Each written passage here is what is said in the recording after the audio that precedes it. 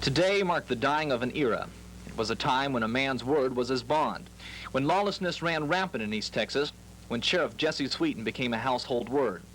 He was almost 7 feet tall in his hat, wore a gun on each hip, and had a life story that is too good to believe. He was a giant. He was the youngest sheriff Texas ever had. He was called the fastest shot in the world and was clocked drawing and hitting his target in 0.6 of a second. He's been called the outstanding lawman of all time, and the Scotland Yard Journal named him one of the world's greatest detectives. He never had to hit a man more than once, and he was fair. All of this is hard to believe, but it's true, and there's more. At age 27 in 1932, he became sheriff of Henderson County and served until 1954, during which time he had run-ins with Bonnie Parker and Clyde Barrow, and the Texas Kid, Gerald Johnson, who he chased through the streets of Athens and finally stopped by forcing him off the side of the road just outside of town. In the shootout, Sweeten killed Johnson with the last bullet in his gun.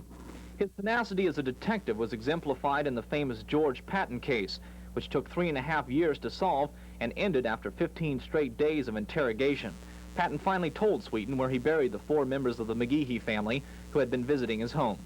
He had authority. He gave 8 men 3 days to arrive at Huntsville prison, the best way they knew how, and all 8 made it. But he wasn't all gun and flame. He was also practical and fair, and was famous for treating black and white men alike, a rarity in the early years of this century. In the 1930s, he stopped juvenile crime in Athens by opening a bank for the youth. He felt that young people needed money too, so with $200, he made it possible for youngsters to borrow a quarter or so to go to the movies or buy some gumdrops. Jess Sweeten was 75.